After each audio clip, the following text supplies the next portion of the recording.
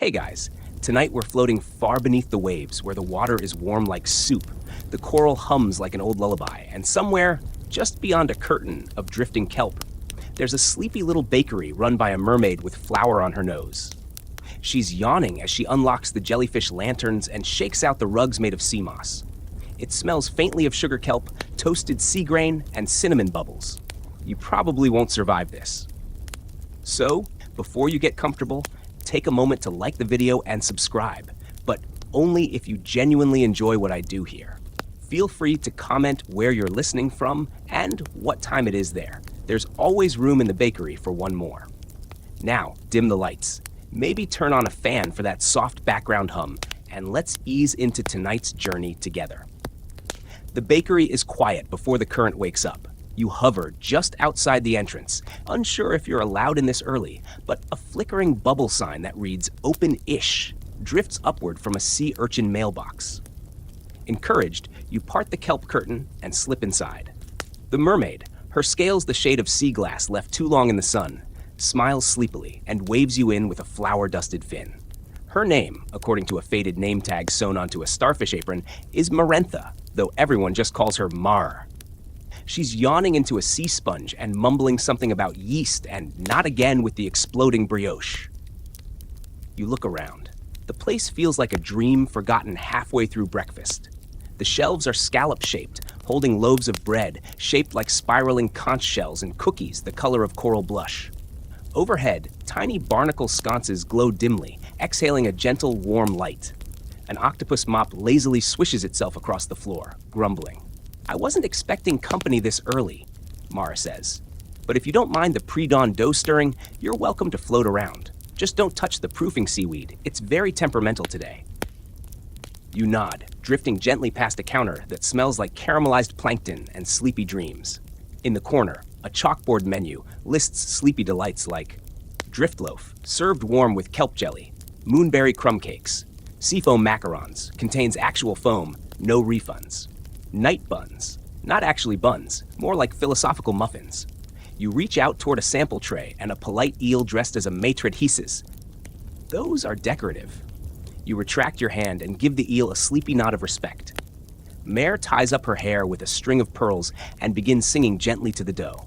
Not words exactly, just a soft, low hum that sounds like the tide napping. A mound of sea grain dough flutters in its mixing bowl as though sighing in contentment. You watch as she stirs with a coral-handled spoon, clockwise twice, then once backward, perhaps for luck, perhaps for rhythm. The dough responds with a little wibble. There's an old rule, she explains, as she kneads with her elbows. Her hands are busy shelling pistachio kelp. The first batch of bread won't rise unless it hears the ocean sing. You tilt your head. Somewhere far off, you hear a whale song, long, sad, and delicious.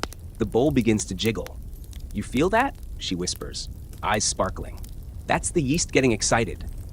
Outside, a school of silverfish flickers past like stardust. One of them winks at you. You're not sure which. There's a slight rattle near the back wall, and you notice a jar on a shelf labeled moon crumbs. Each crumb glows faintly, like it's dreaming of being a full moon someday. Mare notices your gaze. Oh, those are for the scones, she says. Only one crumb per batch. Otherwise, people start floating off mid-bite. You drift over to a small round table shaped like a lily pad. A half-finished crossword puzzle lies open, filled with impossible clues like fifth note of a siren's lullaby and a fish who tells lies, 4 letters. Someone has scribbled in blub. As Mare glides past, you ask her, do many landfolk visit? Not many, she says. Some wander in by accident. Some fall asleep near tide pools and dream their way down here. A few come looking for something sweet they can't name. She offers you a warm drift loaf bun, steam curling lazily from its center like it's in no rush to leave. You bite in and the flavor is slow. That's the only word for it. It tastes like naps after lunch, like half-forgotten lullabies. Like honey if it had never been in a hurry. Suddenly, the conch shell bell above the door bloop bloops. The day has officially begun. In the distance, a long, low note echoes across the reef. Whale song. The dough quivers once more, then rises a full inch in the bowl. Mare claps her hands, delighted. There we go, right on cue. You look around as the jellyfish lanterns brighten ever so slightly, casting gentle shadows across the tables. The mop octopus finishes its route and curls up under the counter, snoring softly. A faint breeze, if such a thing exists underwater, sweeps through the kelp curtains, bringing with it the scent of salt and something almost like vanilla. And then Mare turns to you and says, "Would you like to stay a while longer? I've got some experimental sea custard cooling in clamshells, and the lemon barnacle cookies still need icing. Plus, I could use someone to taste test the misbehaving muffins." You nod slowly, the weight of sleep wrapping around your shoulders like a warm, damp shawl. Outside, the sea glows a little pinker. Inside, the bakery hums. Somewhere in the distance, a seahorse sneezes. You're halfway through a second drift loaf when the bakery's floor gives a tiny, contented glorp. It's not unpleasant, just the sound of a reef settling into a new morning. A little fish flutters past your ankle and burps out a bubble shaped like a question mark. Mare doesn't even look up from her dough bowl. "Oh, don't mind that," she murmurs. "He's just curious about the whale song, too." You drift closer to the prep table, where the lump of sourdough has risen into something almost regal. It sits proudly in its shell bowl, puffed with pride. Mare raises a brow at it. "This one's feeling itself today," she says. You peer into the bowl. A slow, low vibration hums through the dough, soft but insistent. The sound comes not from the bakery, but from outside, where a pod of whales has begun their dawn migration. They sing to the deep, long, echoing notes that slide through the water like silk scarves. As their voices sweep through the walls of the bakery, the dough responds.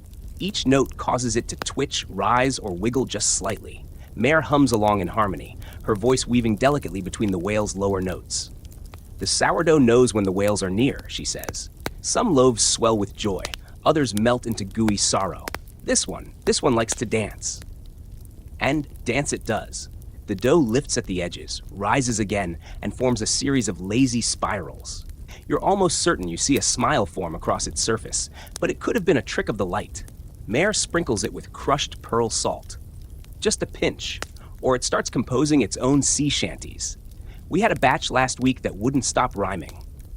You blink, unsure whether to laugh or believe her, or both. Outside the window, a great blue shape glides past. One of the whales, enormous and dappled with barnacle freckles, presses its face lightly to the bakery wall. Through the soft, glassy surface, it watches the rising dough with interest. "That's Marblin," Mara says fondly. "He prefers oat crusts and likes his crumpets sleepy." You wave to the whale. Marblin blinks a single massive eye and lets out a gentle whoom, causing every loaf on the counter to rise another quarter inch. "Right on schedule," Mare hums. "The whales help ferment the imagination." You're not entirely sure what that means, but it feels true. Just then, the sourdough lets out a squelch and rolls slightly to the left, knocking over a spoon. "Oh, very cheeky." Mare scolds the dough with a smile. "Don't get smug just because you're risen. We still have to bake you." As she turns to light the coral oven, you notice she doesn't use matches or flame. Rather, she whispers a soft lullaby to a row of bioluminescent barnacles lining the oven's arch. They begin to glow, one by one, flickering like lanterns. A pleasant warmth spreads through the room, gentle and sleepy. The oven itself looks like a giant sea anemone turned inside out. Its glowing center pulses gently, radiating a heat that feels more like an embrace than a fire. The scent of toasted sea grain and citrus drift begins to waft through the bakery. You notice a recipe book near the oven. Its pages ripple in the current as though breathing. One entry catches your eye: loaf of listening. One rise with whale song, one rest with silence. Best served at twilight to those who've forgotten what music feels like. There are little notes scribbled in the margins. Too many whales's bread sings. Reduce whale. Do not let the crab knead. Remember, second rise must be after the fourth note. You glance over at the crab in question. He's asleep in a teacup, snoring, one claw twitching rhythmically. His little chef hat is askew. Mare lifts the sourdough and places it reverently into the oven. The coral walls sigh contentedly, adjusting their glow. Instantly, the bakery feels fuller, more alive, or perhaps more drowsy, like everything is sinking into a soft afternoon. You take a seat again, your head feeling pleasantly heavy. "I used to think baking underwater was impossible," Mare says absently, wiping her hands on a sea sponge. "But then I realized maybe I didn't need heat. Maybe I just needed stories and time and a bit of ancient song." She sprinkles a pinch of cinnamon onto a sea sponge cake.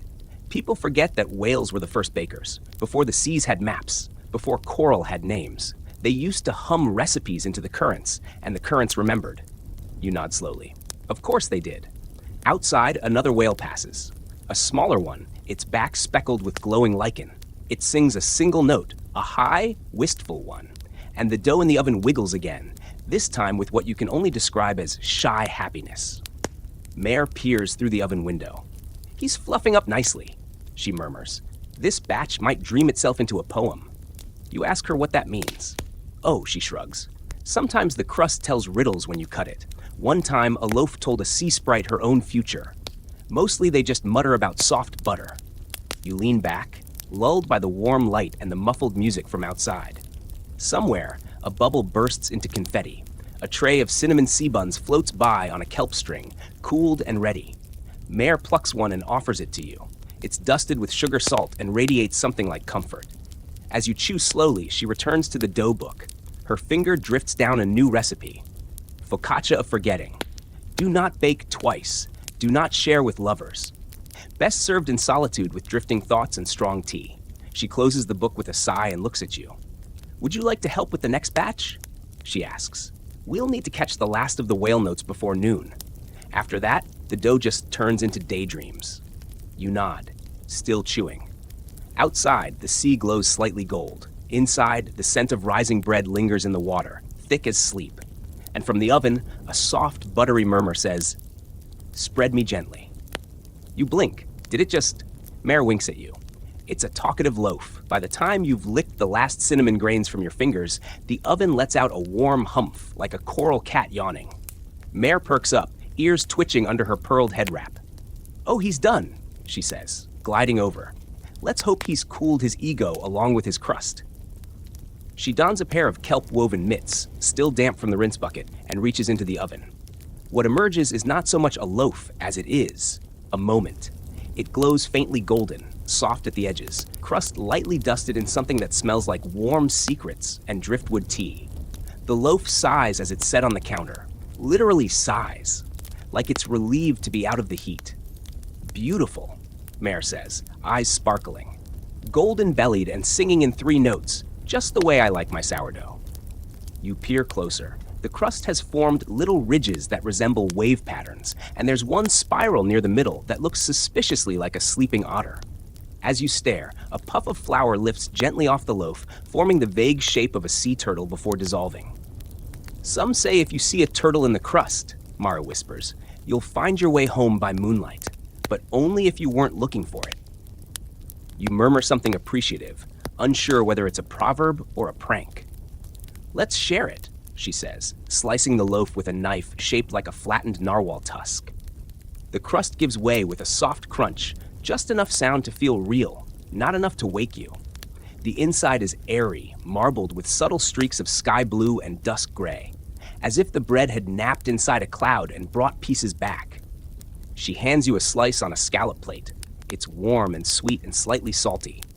The flavor blooms slowly, like the way light changes underwater when a cloud passes. Somewhere in it is the tang of the ocean's memory. You chew in silence. So does Mare. Then tap, tap, tap. You both turn. A seahorse courier, dressed in a tiny bubble-wrap vest and wearing reading glasses far too large for his snout, hovers at the door. "Message for Marenta," he says in a voice like wet parchment. "Special delivery from the Coral Archives. Urgent." Mare raises an eyebrow.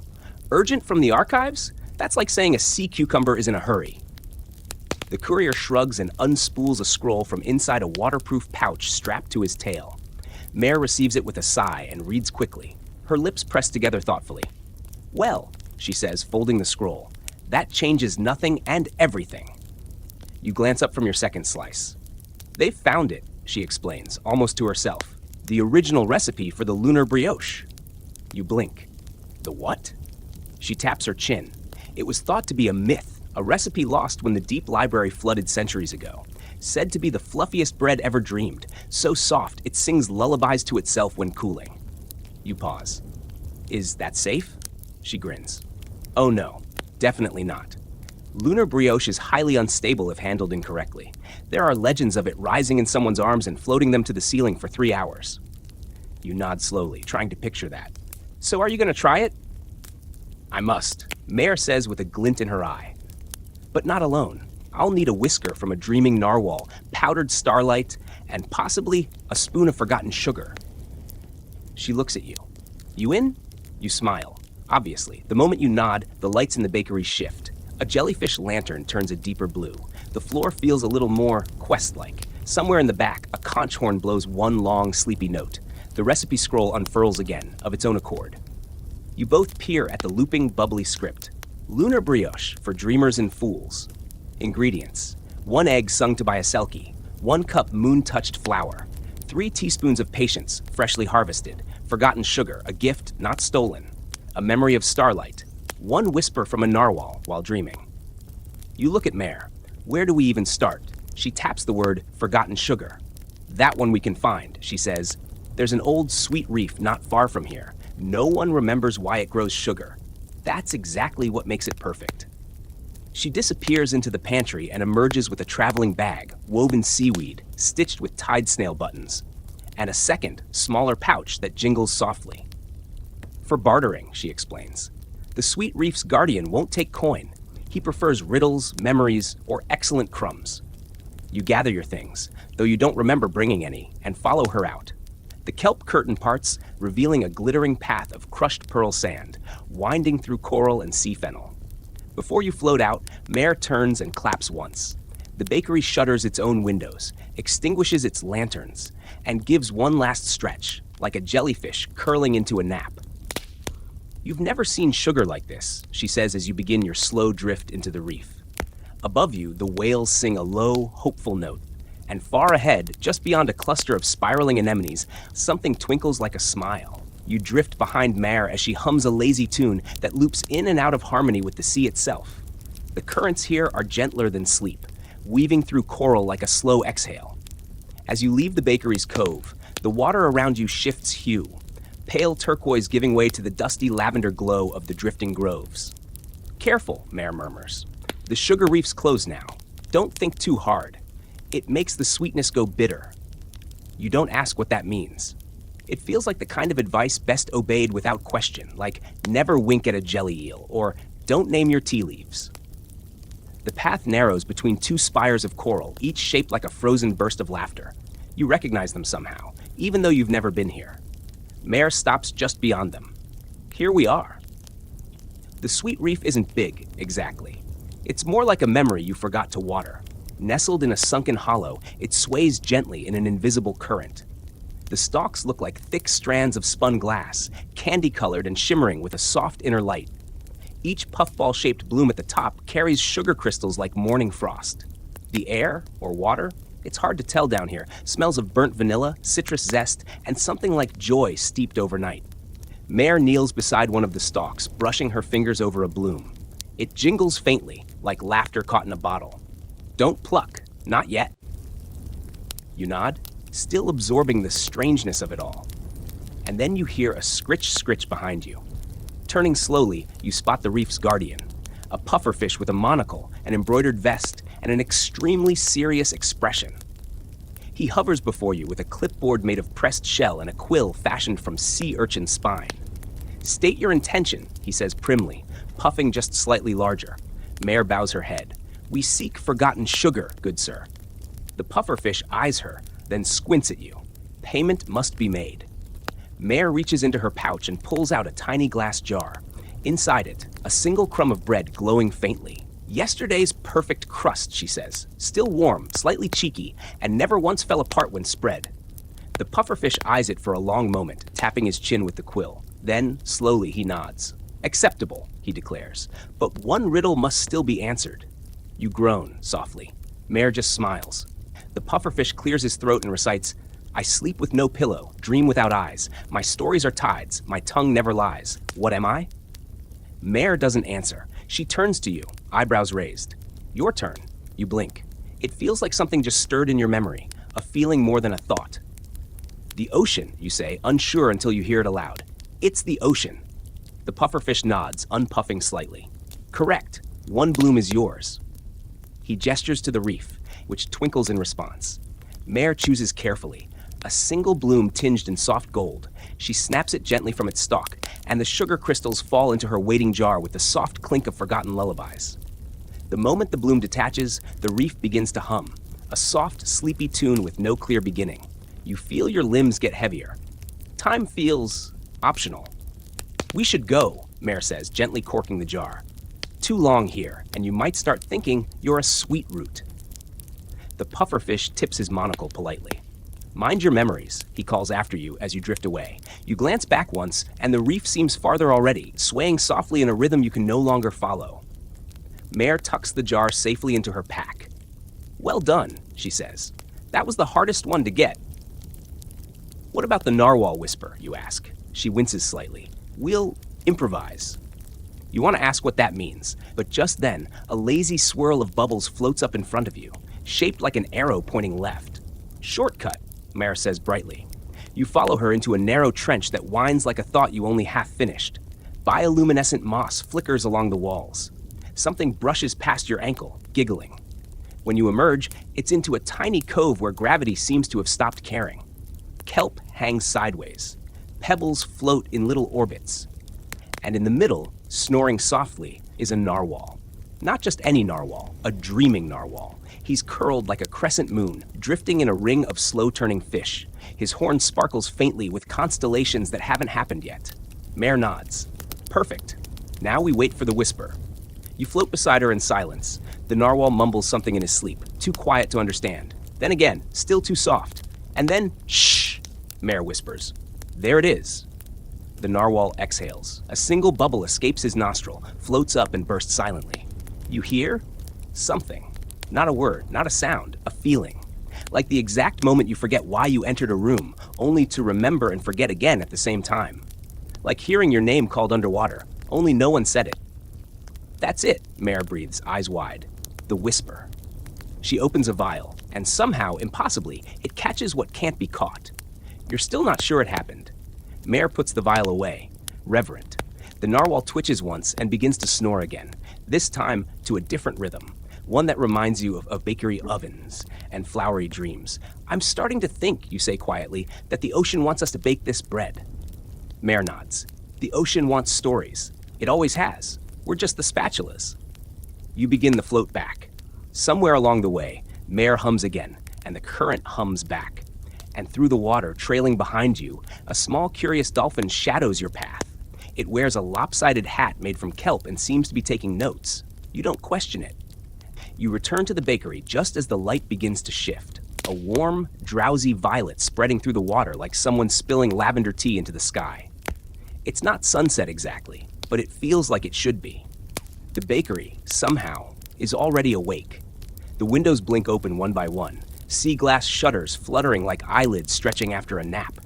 The oven lets out a soft moof of curiosity as Mare swims past, and the floor tiles rearrange themselves into a slightly more welcoming pattern. You enter behind her, and the kelp curtain settles closed like a contented sigh.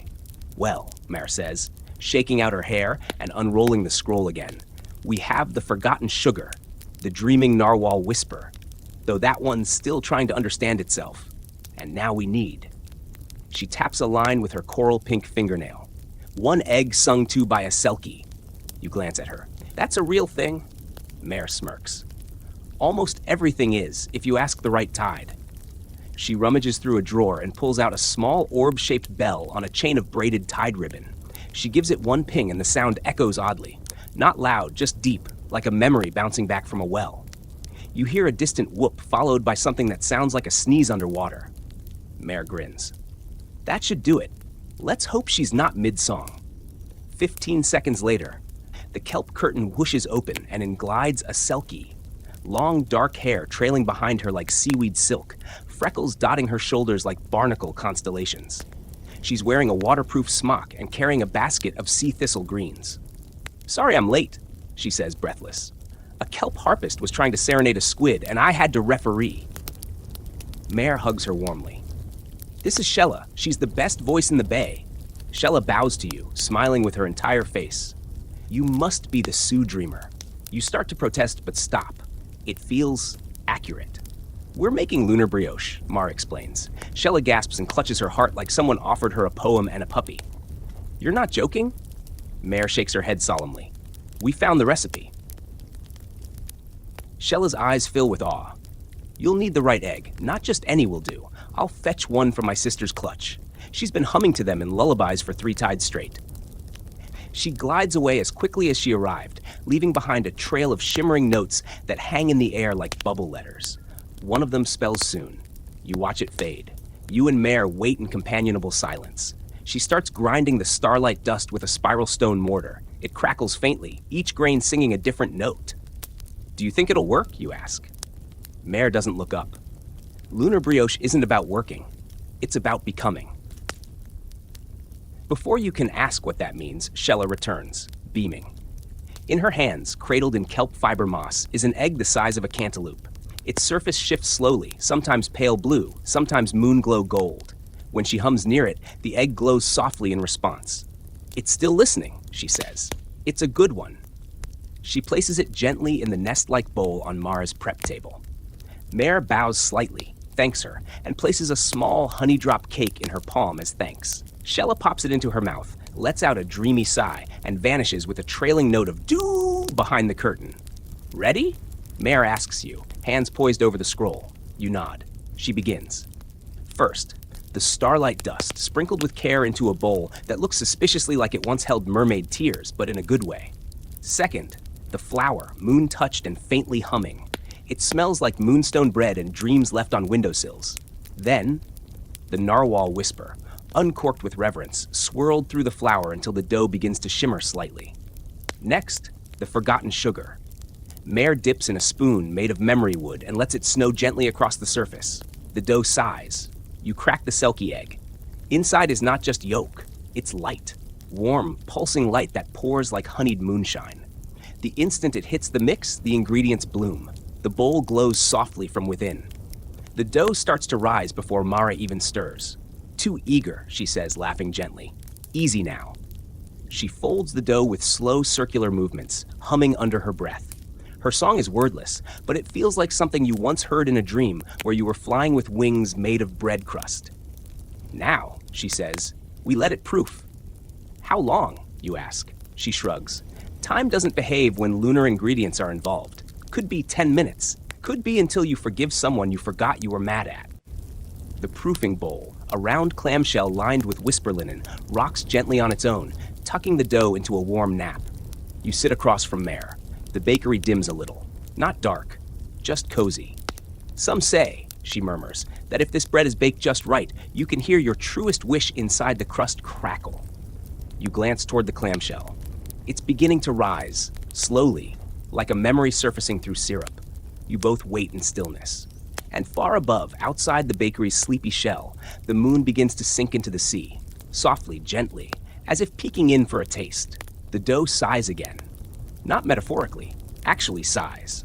A long, low, contented sound, as if it just had a very pleasant dream about being bread. Mare tilts her head, listening. That's the third sigh. It's ready. You lean in. The clamshell lid shudders once, then opens on its own. Inside, the dough has doubled in size, glowing faintly like it's holding in a secret. It smells of buttered stars and warm clouds. There's a little spiral along the top that wasn't there before.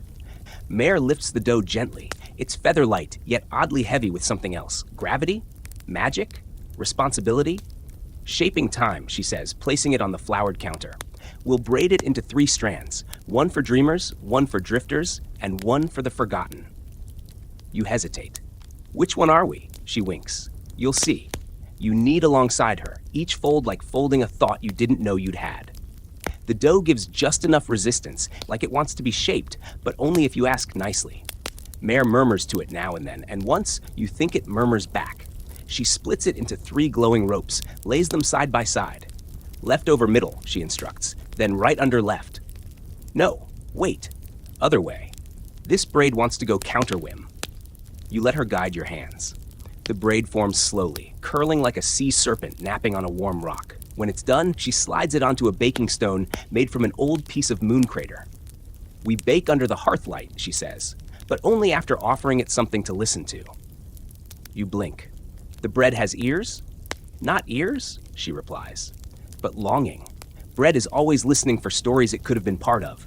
That's what makes it rise in the first place. She lifts a small conch from the shelf and places it beside the braid. The conch pulses softly. Then Mare turns to you. Tell it something. Doesn't have to be important. Just real.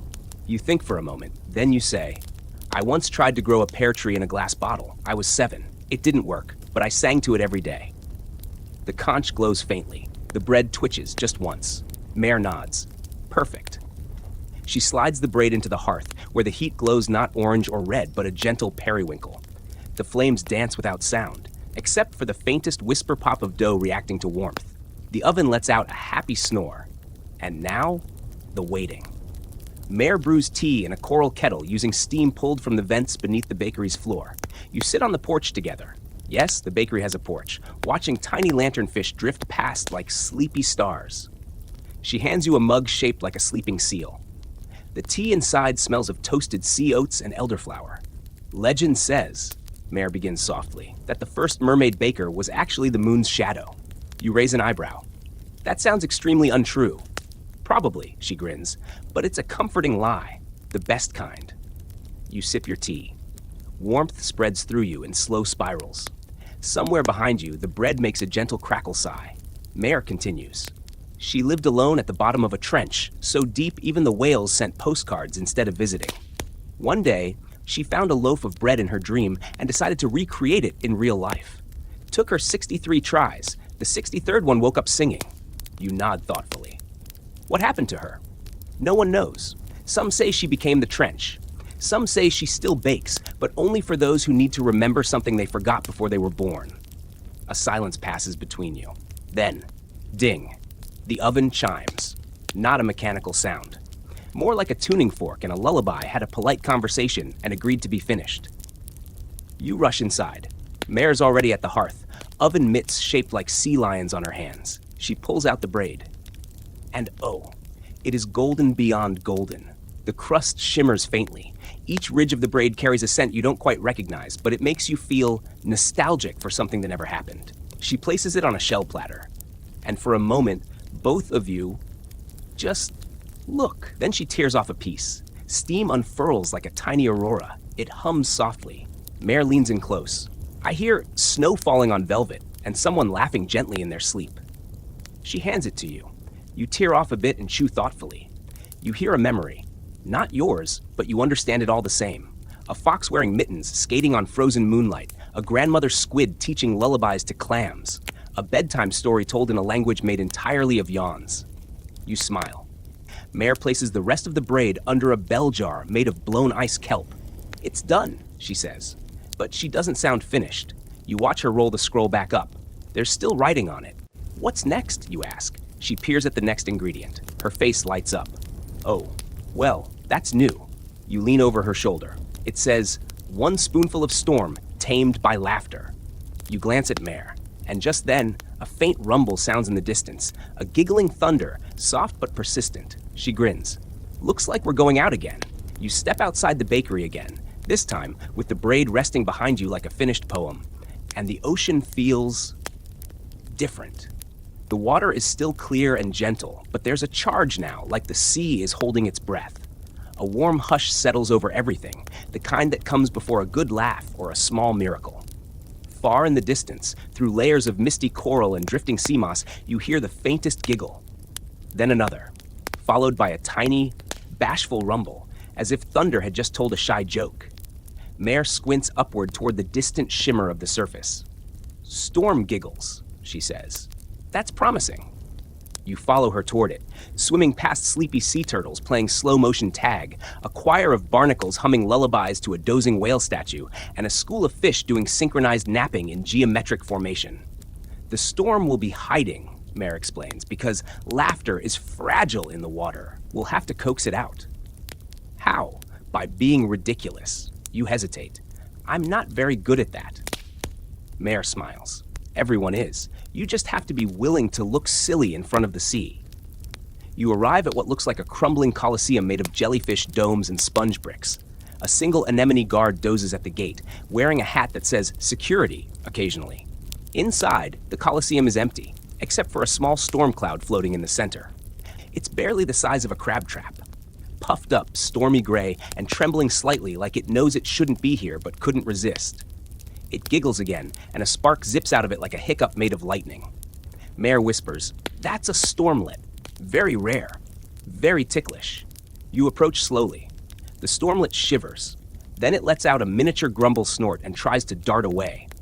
Mare grabs a nearby coral cone and gently blows a raspberry sound into it.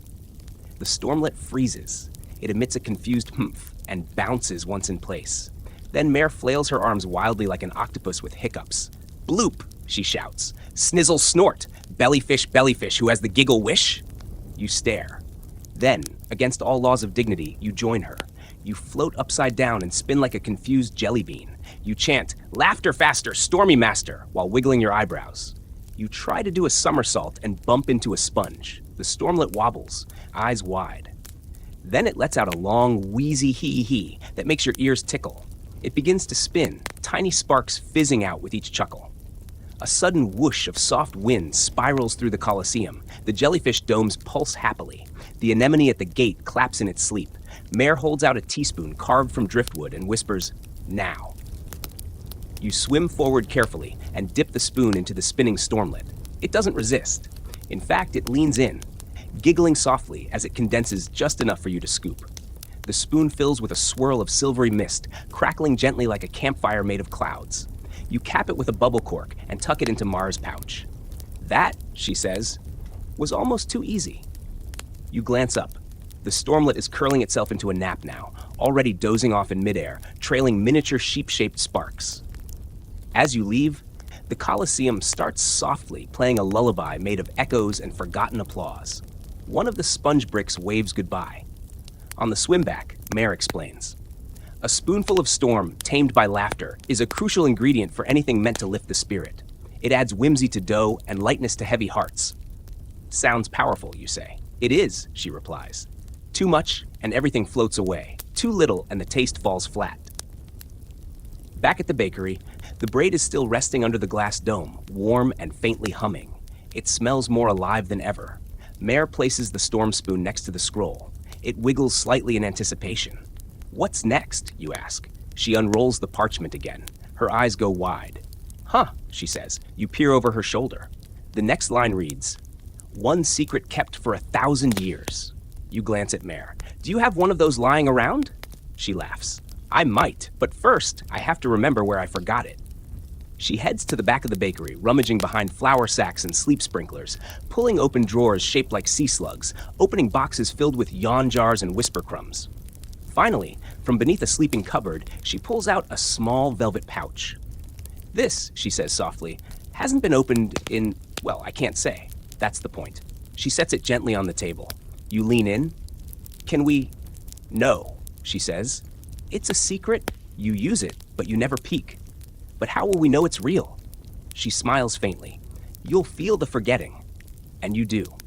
The moment she unties the pouch and tips it over the dough bowl, a wave of gentle amnesia washes through the room. You blink. What were we doing? Mare chuckles. Exactly. The dough stirs.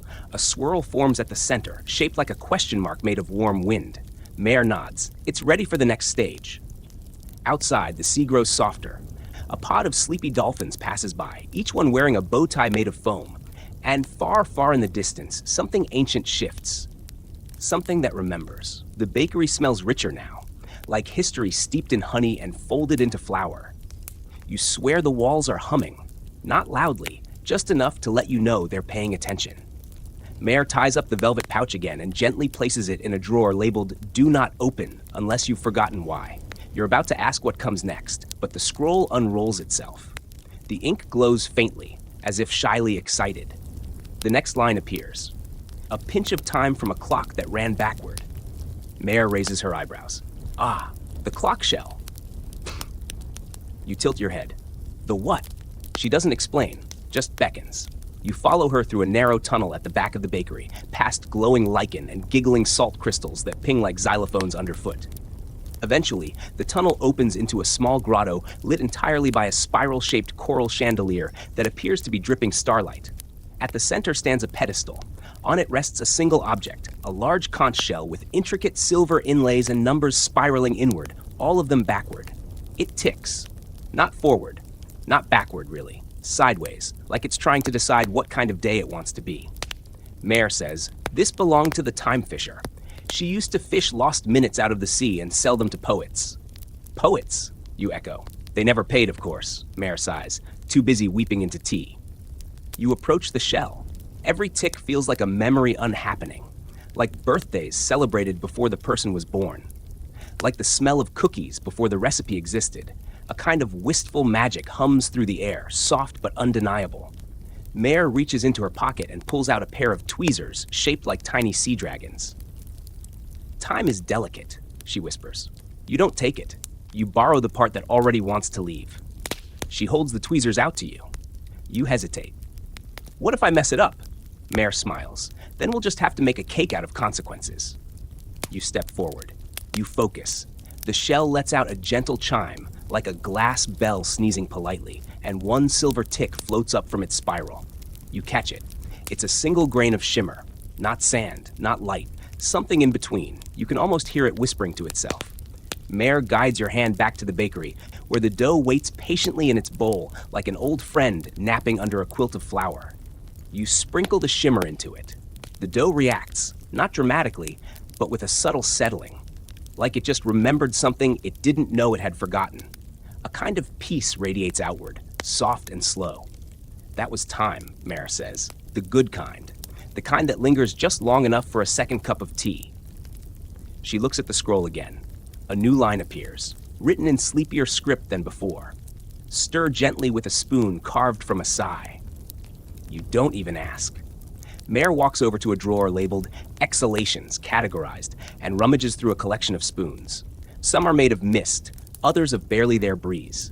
She selects one that looks like it might vanish if you blink too quickly. This one, she says, was carved from the sigh of a sea serpent after a really good stretch. She stirs the dough slowly. The spoon makes no sound, but you feel the swirl, like a dream beginning to spiral inward. As she stirs, the dough hums back, a lullaby with no words. Mare leans in. Listen closely. You do. It's singing of things that never made the history books, of a pirate who knitted scarves for ghosts, of a kingdom ruled by 3 cats and a fern, of a rainy Tuesday that saved the world quietly and never told anyone. The spoon slows. The dough exhales. Mare stops stirring. And the scroll writes one final line for the day. Let rest under moonlight shaped like a memory. You both walk to the back garden. It's enclosed but open to the sea above, and moonlight filters down in gentle waves, casting soft shapes on everything it touches. Mare sets the dough in a glass bowl etched with the names of lost lullabies. You watch the moonlight curl over it. Then something strange happens. The light bends. It shapes itself, not randomly, but deliberately, into a form. You see a bicycle, but not just any bicycle. A bicycle made of coral and driftwood, its basket overflowing with letters that smell of salt and ink. You don't know who wrote it or when, but it feels important. You glance at Mare. She smiles. Memories visit us when they're ready. The bicycle fades. The moonlight shifts again, this time into the silhouette of a lighthouse that hums. You both sit quietly, sipping tea that has somehow refilled itself. And for a long, soft moment, nothing happens, which is exactly what the dough needs. Mare glances at the scroll. It curls up satisfied and returns to its place behind the counter. That's enough for tonight, she says. Magic needs naps too. You look at the dough. It's glowing faintly like a heart learning to dream. Tomorrow? You ask. Tomorrow, she nods. We add the laugh of a jellyfish. Of course you do. You wake, or drift deeper into waking. It's hard to say which. In the guest hammock behind the bakery, rocked gently by the currents and the lull of distant whale chimes. You're cradled in a hammock spun from kelp and moon thread, wrapped in a warmth that feels like being remembered fondly by the ocean itself. Somewhere, a hermit crab is sweeping the floor with a toothbrush and singing off-key. Somewhere else, a barnacle is writing poetry in bubble script and blushing at its own metaphors. Mare floats by, carrying a glass jar full of something suspiciously sparkly. Morning, she says, though the concept seems vague down here. Ready for jellyfish? You sit up slowly. Do they laugh? She grins. Only when tickled by moonlight, or when someone tells them a joke they don't quite understand. The dough rests nearby, still slumbering beneath its memory moonlight, now faintly rising and falling with what looks very much like breath. The braid is still nestled under its dome, watching silently like an older sibling who already knows how the story ends. Mare gestures toward the reef trail leading east. Come, we'll need to visit the stumble grounds. You swim beside her, following trails marked by drifting feathers and stone signs that change depending on who's reading them.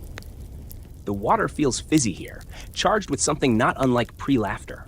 You arrive at a field of jellyfish, but not like the ones in books. These are shaped like hats and teacups, like umbrellas and opera glasses. Some drift past humming theme songs to shows that never existed. One is wearing a monocle made of pearl. You whisper, "What? What do we do?" Mare pulls out a small flute made from the spine of a gigglefish. We invite them.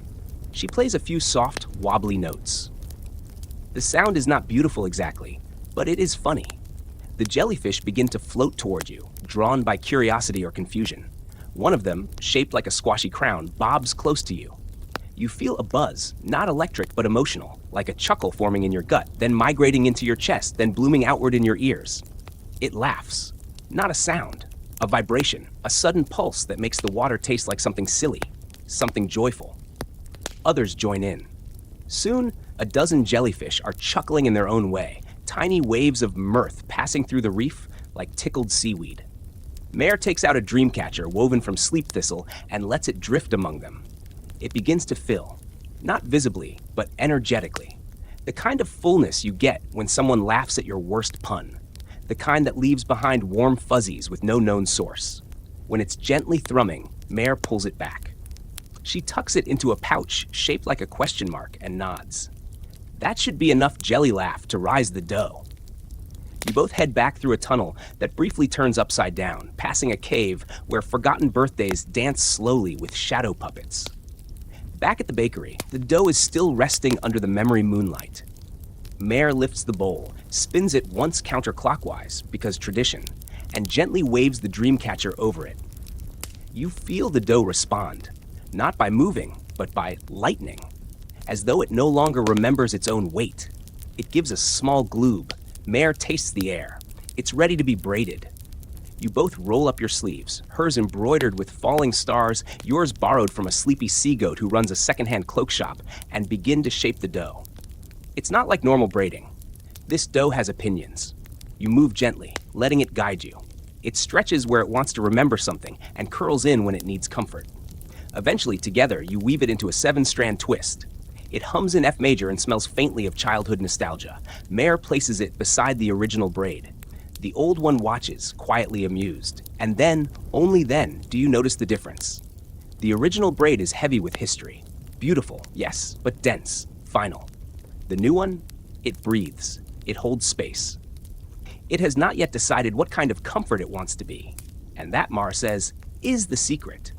You aren't baking bread to impress the sea gods. You're baking bread to soothe the ocean's dreams. The scroll unfurls once more, just enough for a final instruction. Wrap in linen woven from kind intentions. Mary opens a cupboard labeled Things That Work Best When Not Watched and pulls out a bolt of linen so soft it looks like fog that went to finishing school. You wrap the braid gently. As you do, it hums. A thank you. No, a promise. Mare whispers, "We'll let it rise until the tide changes." You both carry it to the resting shelf, shaped like an open book. The braid nestles in, and for the first time in a long time, the bakery smiles. You don't see it, not exactly, but you feel it. A settling in the air, a warmth in the walls, a gentle rightness that lingers like a lullaby you used to hum without knowing why. Mare leans against the counter. Tomorrow, she says, we bake. Outside, a school of musical eels swims by, playing instruments shaped like bedtime promises. And somewhere, in a corner of the reef, an unopened letter flutters quietly open, just in case someone finally wants to read it. When you arrive at the bakery, the next morning, if it can even be called morning down here, you find Mar dressed in ceremonial oven mitts stitched with constellations. Her hair is tied back with a ribbon that glows faintly, like it was blessed by a bioluminescent grandmother. The braid is awake. You can tell because it's humming a slow sea chanty and has risen just enough to resemble a cozy thought about to be remembered.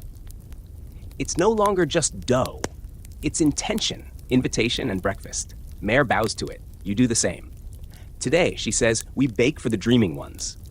You assume she means customers. She does not. The oven sits at the heart of the bakery, and you've never truly looked at it until now. It's massive, round, and woven into the coral like it was born there. It doesn't have a door, just an archway glowing with soft firelight. You can hear it breathing. Yes, breathing. Is it alive, you ask? Mare nods. Of course. You don't trust a dead oven with living bread. She places one hand on the oven's rim and whispers something you can't quite hear. Words folded in moss, syllables borrowed from tide pools. The oven purrs.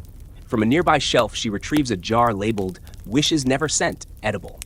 Inside are shimmering crumbs. She sprinkles a few into the flames, and the fire flares. Not hot, not angry. Just present.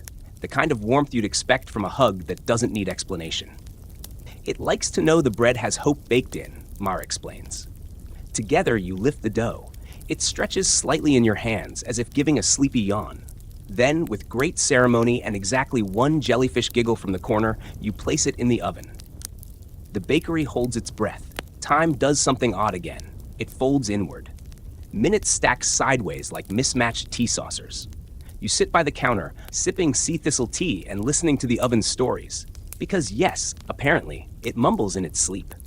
You catch glimpses. A floating picnic that lasted a week. A bakery inside a whale's belly that only served regrets turned sweet. A sailor who once traded his heartbeat for a really good muffin. Mare quietly polishes a pan shaped like a cloud caught mid-sigh. Eventually, the oven releases a gentle exhale. The smell that follows is not just bread, it's comfort. It's rainy mornings and letters from old friends. It's the moment before a lullaby starts. Mare opens the oven with a murmured thank you. The braid is perfect, golden, glowing faintly, its surface swirling with barely visible runes that seem to shimmer in languages you don't know but feel like lullabies whispered by the sea. You reach for it, but Mare gently places a hand on your arm. Not yet. It has to rest. Cool. Decide what kind of joy it wants to be. So you wait. And as you wait, something strange begins to happen. One by one, creatures begin to arrive. Not customers exactly. Not in the traditional sense. First comes an octopus with reading glasses perched on each tentacle. She leaves behind a bookmark made of coral and accepts nothing in return. Then a trio of whisperfish arrive. They never speak above a hush, but hum in harmony when near the braid. A narwhal pokes its head through the window and sighs happily, as if remembering a story its grandmother told. And then, a shadow. It doesn't have a shape. Not really, but it settles near the counter like it's been invited. You glance at Mare, uncertain. She nods. Some things come just to smell the comfort. Even shadows have sleepless nights. Eventually, the braid cools, and then Mare does something unexpected. She cuts it in half. You start to protest, but she smiles. Don't worry, we only ever serve half. She wraps one piece in parchment that smells of kindness and drifts, then places it in the window display shaped like a crescent moon. The other half? She hands it to you. You hold it. It's still warm, still humming, and you realize it's not for eating, it's for remembering. Somehow, in this half loaf is every small comfort you forgot you needed. You'll know what to do with it, Mare says. You nod, unsure but trusting. Outside, the sea hushes slightly, as if leaning closer. Mare takes a seat. The shadows settle around her, and you both eat tiny crumbs from the crust. Not because you're hungry, because it feels like the right way to say thank you. Somewhere in the deepest part of the sea, a starfish writes your name in bubbles, and a hermit crab starts humming the tune the braid had been singing earlier. You look down at your hands. The bread is still warm, still humming, still yours. You wander through the reef that afternoon, if afternoon means anything underwater, still carrying the half loaf, carefully wrapped in parchment that smells of peppermint lullabies and unsent letters. The bread is warm in your hands, not from heat, but from presence. You swear you can feel it breathing. Mare had smiled softly as you left. Just follow where it tugs, she'd said, sipping kelp chai out of a shell shaped like a sleepy hippo. And so, you follow. It doesn't tug with force, but with feeling. A faint emotional pull, like a remembered dream guiding your feet. The reef bends in stranger directions than before. You pass coral that glows in shades of patience, rocks arranged into riddles, and a flute-playing shrimp with a tiny fan club of anemones. They wave their fronds excitedly as you pass, possibly for you, or maybe for the bread. Eventually, you reach a cove you've never seen. It's quiet here, but not empty. The space is filled with sleeping things. Sea creatures curled into storybook poses, a manta ray snuggled under a kelp blanket, a school of fish forming a spiral like a dream caught in motion, even a seahorse snoozing gently in the petals of a drifting sea flower. You stop at the edge of the sand. The bread glows faintly. This is where it wanted to go. A slow ripple moves through the water. Not dangerous, more like a sigh or an invitation. At the center of the cove sits a creature you can't quite define. Part seal, part cloud, part forgotten lullaby. Its eyes are closed, its breathing slow. Around its neck hangs a medallion shaped like a doorknob that leads to somewhere warm. It opens one eye as you approach. You don't speak. You just hold out the bread. It doesn't move, but you feel a warmth pass between you. A shared understanding. You place the bread on a coral pedestal nearby, one that wasn't there a moment ago, and as soon as it touches the surface, the entire cove exhales. The creature closes its eye again. You sit down. No one speaks. Nothing moves. But everything deepens. The cove seems to sink into stillness, as if layers of time are folding into comfort. And then, a story begins. Not told in words, but in feeling. You experience it through your chest. A young sea sprite who once forgot how to sleep. A bakery that whispered lullabies into its loaves. A tradition passed from fin to hand to fin again. A braid of dough that could hold an entire dream. You know this story. You are this story. When the feeling fades, it leaves behind a shimmer, like a memory that doesn't need to be remembered anymore because it's become part of you. You glance down. The bread is gone. In its place, a tiny jar sealed with coral wax. Inside, a single glowing crumb. You take it. Mara said you'd know what to do. You leave the cove slowly, the water around you still soft with sleepy resonance. As you swim back, the sea begins to sing. Not loudly, not clearly, but with that kind of hum you hear from a room that's been loved in. It follows you all the way home. When you return to the bakery, Mare is painting eyes onto a loaf of bread shaped like a sea turtle. She looks up. You found it. You nod, holding out the jar. She tucks it into a drawer marked one day and pours you tea. I was worried you wouldn't hear the story, she says. But I didn't hear it, you say. I felt it. Exactly, she replies. The bread only speaks to people willing to sit still. You sip your tea. Somewhere above, a sun you'll never see sends golden ripples through the water. The bakery sways slightly in the current. You feel it settling deeper into place. Not just in the reef, but in you. You look around. The counter glows faintly. The oven hums contentedly. The sourdough braid, you're not sure which one anymore, is resting in a bed of fresh linen. Mare places a hand on your shoulder. Tomorrow, you'll bake. You blink. You weren't expecting that. But I don't know the whole recipe, you say. You don't need to, she replies. The sea remembers. And in that moment, you do too. A little. Enough to start. The next morning begins with a sea bell ringing faintly from the shelf above the oven. It doesn't clang. It chimes like a memory surfacing slowly. You wake curled in a conch shell nook Mare insisted you sleep in. The sheets smell faintly of clove and nostalgia. You stretch, or try to. The underwater version is more of a gentle wiggle. Something about the water here makes your joints feel like overcooked noodles in a nice way. Mare is already awake, naturally, sweeping the floor with a broom made of seagrass and disciplined whispers. She's humming again, and as you float closer, you realize the tune is the same as the one the bread braid sang yesterday. It's like every recipe here doubles as a lullaby. Big day, Mare says, flicking a few crumbs into the compost kelp bin. You're making your first loaf. You pause. It's not fear exactly. It's more like reverence. She hands you an apron, woven from dreamfish silk. It adjusts itself around you like it's hugging your nervous energy into calm. You'll start with a base dough, Mara explains. Same as yesterday, but this time you choose what to fold into it. She gestures toward the pantry. You expect a shelf or two. Instead, the pantry is a domed cavern, glowing with soft bioluminescence and filled with jars, pouches, and floating memory bubbles. There are ingredients you don't recognize, but immediately feel the stories of. Ground lantern root emits a cozy glow and smells like forgotten books. Crystallized giggles, stolen politely from dolphins during nap time.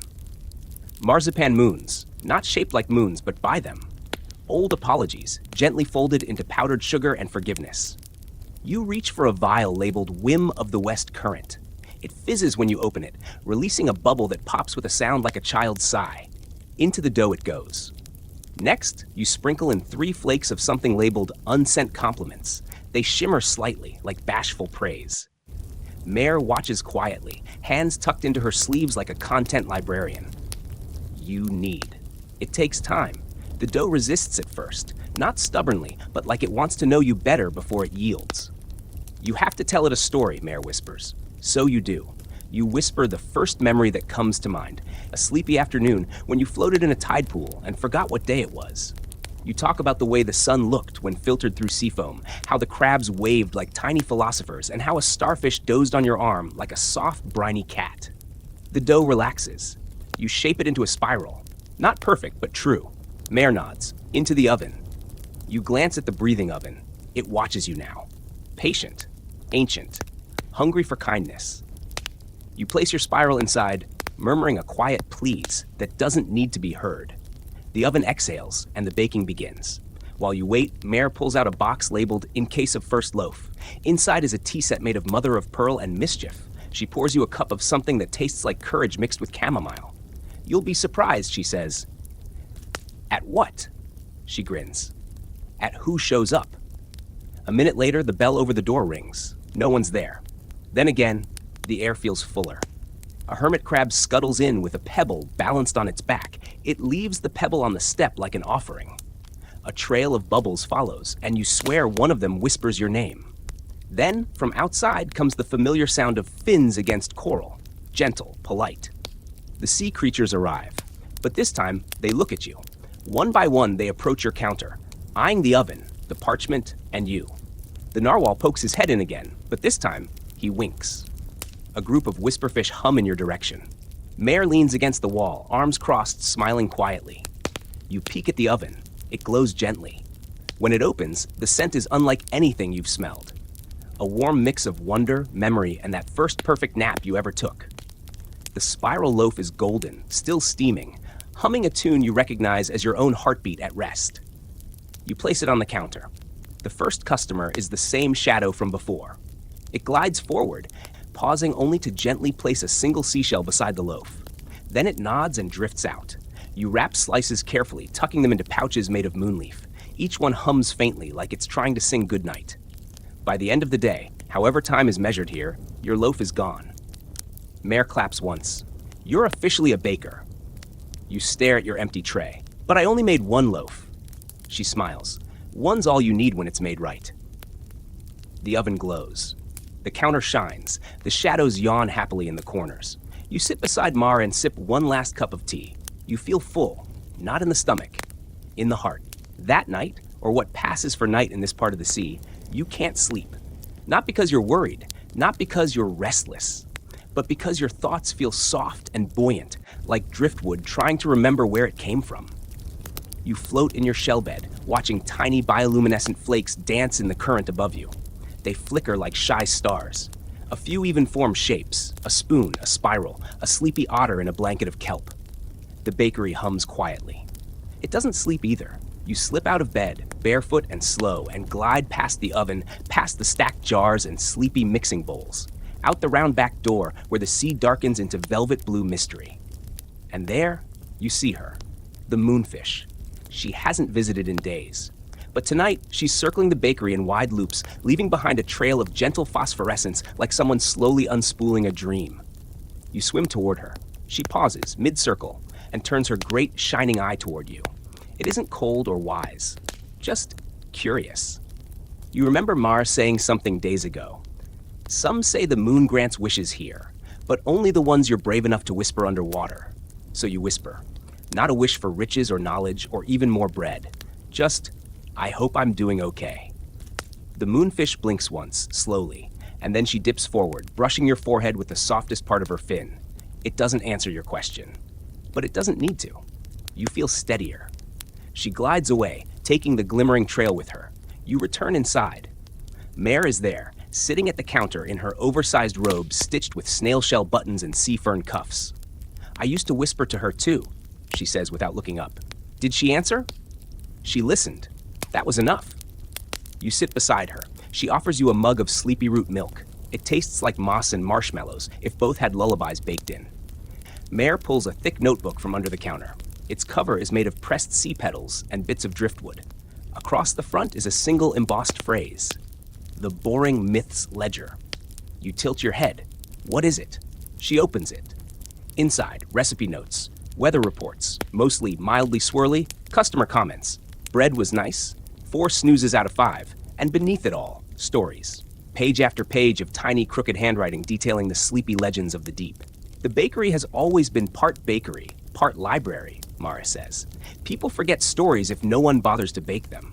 You flip to a random page. The eel who forgot how to laugh. You scan the entry. An eel who swallowed a giggle and couldn't get it back until someone made him lemon dream cake. What's the point of the ledger? Proof that sleepy things matter, Mare replies. She closes the book. Then she pulls a drawer open under the counter and hands you your own blank journal.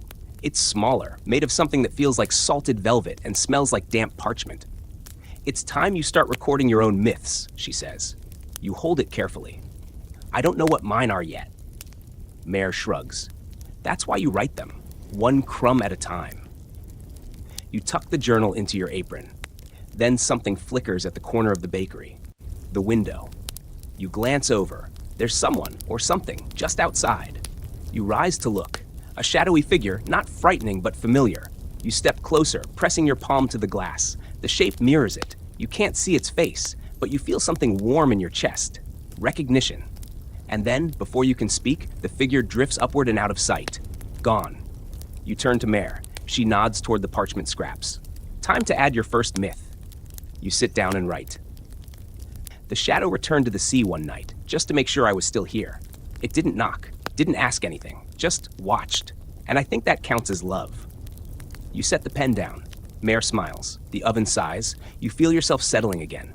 But this time, not as a guest, as something closer to a resident. Outside, a current rolls by like a lazy tide cat, pawing at the reef gently before curling up around a chimney made of barnacle bricks.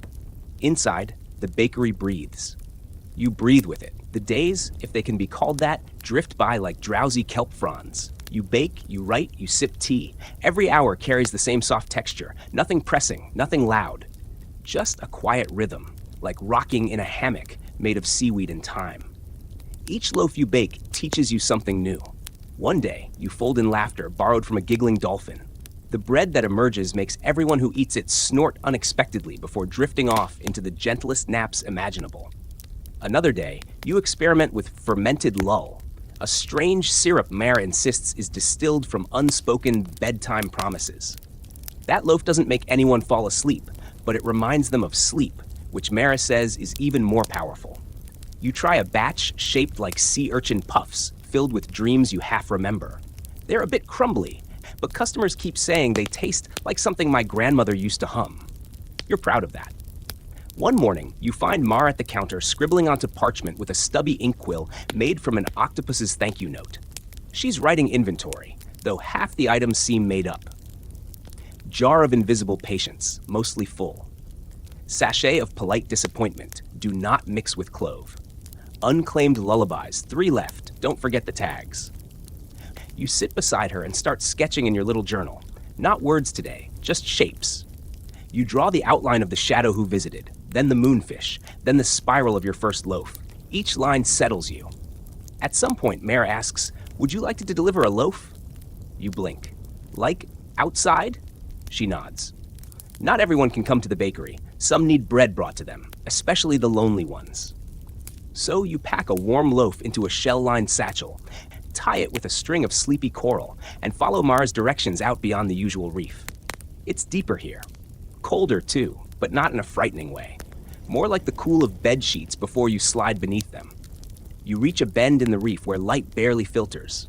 There, resting on a stone, is a creature you've never seen. Half seal, half sculpture. Its eyes are closed. Its breathing is shallow. You place the loaf beside it gently. The moment it touches the stone, the creature exhales deeply, and something changes in the water, like tension unclenching. You hear the faintest whisper, "Thank you," or maybe it's the reef creaking. Either way, you return lighter. Back at the bakery, Mare is tending to the garden on the roof. Yes, the bakery has a roof garden, mostly mosses and edible myths that prefer indirect moonlight. I think it liked it, you say, handing her the empty satchel. She nods. They always do, even when they don't know it. Later, as you clean the counter, a turtle wanders in. Not just any turtle, the turtle from the floating market, still wearing his pearl monocle. He raises one flipper in solemn greeting. "I've been meaning to return this," he says, placing a tiny crystal teaspoon on the counter. "You don't recognize it," he chuckles.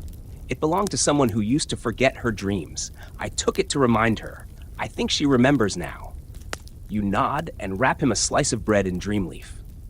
He accepts it like a knight receiving an enchanted scroll. Mayor whispers to you as he leaves, "Everything in this sea has a memory, and most of them are hungry." You write that down. Later still, after the bakery closes, you stand near the oven with a small pouch in your hands. Inside is the crumb from days ago, the glowing crumb Mare placed in the one-day drawer. She gives you a look. "You ready?" You nod. She opens a trapdoor beneath the oven. Yes, there's a trapdoor. Beneath it is a hollow chamber, lined in coral runes and etched with sleepy vines that shimmer slightly when breathed on. You drop the crumb in. Nothing happens at first. Then, a pulse. Not a sound, not a light, just a feeling. A soft yes that echoes up from the floor and wraps around your ankles like a warm cat. You close the door. "Why did we do that?" you ask. Mare tilts her head. "Some crumbs aren't meant to be eaten. They're seeds." You stare at the oven. The heat feels deeper now, not hotter, just older, like it's remembering something too. That night, you write a new page in your journal. "Today, I fed the oven a memory, and it replied with a promise." I don't know what it promised, but it felt like safety. You curl into bed, the journal tucked beside your heart. The bakery hums, the bread sleeps, and somewhere outside, the sea listens. The sea has seasons, but they don't follow the same rules as the surface world. Down here, a season might be marked by the color of the jellyfish migration, or by how long the anemones stretch when they yawn. Now, the sea is entering what Mara calls the softening. It's when the currents get kind, she explains, and the walls between things get a little thinner. Good for dreams, terrible for hats. You begin waking earlier and sleeping later, but not out of obligation, just to watch what the water's doing. The bakery windows fog slightly in the mornings, leaving delicate spirals like sleepy snails tracing love notes on the glass. One morning, you wake to find something on your pillow. Not a gift, exactly. More like a delivery. A scallop shell, painted from the inside, showing a tiny, perfect scene. The bakery, your loaf with the glowing crumb, and a tiny figure, you, wearing a baker's hat that you do not own. Yet, you hold the shell for a long while. Then you place it on the counter beside the old tip jar full of wishes and lint. Mare glances at it once, says nothing, and returns to rolling out dough shaped like musical rests. Today's recipe is pause rolls. They rise when no one's looking. Later, a pod of squishy singing whales passes by. Their sound is like humming filtered through oatmeal. One of them pokes its eye through the window, blinks twice, and moves on. "Do we serve whales?" you ask. "Only on holidays," Maya replies. "You bake, you write. You discover that the back pantry has a ladder leading to nowhere. It used to go somewhere," Mare explains. "But that place got too loud." One night, after you close shop, Mare takes you to the attic. You didn't know there was one. It's shaped like a bubble trapped between roof beams. Everything in it feels muffled and slow. Mare hands you a key. "What's it open?" "Nothing," she says. "It's the key to not opening, just in case you ever need to stay somewhere safe."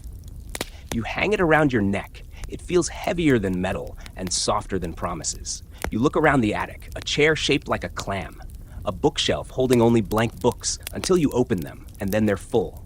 A single cup of lukewarm tea that never finishes steaming. There's a window. You press your forehead to it, and you see them. All the stories you've been part of. The eel and the giggle loaf. The moonfish and her trail of light. The lonely seal statue, the shadow that came to check. The turtle, the ledger, the spiral loaves, the hush crumbs, even the dreaming bread that never got served. They drift by like snow globe memories suspended in gentle currents. They are yours now, not borrowed, not overheard, yours. You sit on the clam chair and breathe it in. Mare places something in your lap. It's the baker's hat from the shell painting. You look at her. "You were always going to give it to me." She shrugs. "Not give, just hold until you were ready." You slip it on. It doesn't make a sound, but the oven downstairs lets out a long, warm sigh. That night, you don't go to bed. You just sit in the attic, eyes half-lidded, feeling like the story has folded in on itself perfectly, like dough left to rise under just the right blanket. You write one last thing in your journal. The sea did not ask me to fix it. It just asked me to remember it was soft. The lights in the bakery dim themselves, softly, like curtains drawing over a play long finished. The shelves settle. The flour in the air sighs. Even the teacups seem to lean closer to one another, whispering the last sleepy crumbs of conversation before dreams take hold. Outside, the sea moves slower now, as if it's folding in on itself, tucking the corners of the coral beds, straightening the kelp blankets, humming to every shell that once carried a secret. Faint bubbles drift upward, not in a hurry, not going anywhere, just floating for the joy of rising. You're still in the attic, hat tilted slightly over one eye, the journal cradled in your lap. The window beside you shows only the hush of dark water, and maybe, just maybe, the faintest shape of a moonfish tail, curling out of sight. Somewhere far below, the oven pulses one last time, low, warm, reassuring. Mare has gone to bed, or perhaps into a story of her own. You're not quite sure. All you know is that you are not alone. Not really. Not with the scent of fresh bread lingering, and the memories curling around your toes like warm steam. Nothing calls you now. Nothing presses. You lean back. Your thoughts dissolve like sugar in tea, quietly, slowly, sweetly. And as the sea rocks the bakery from below with the gentlest push of tide, your eyes close. Not all at once, but in stages, like petals folding with the coming of night. No more needs to happen. No more needs to be said. Only this: you were here. You listened. You softened, and the sea noticed. Good night, little baker of myths. The ocean will keep the oven warm.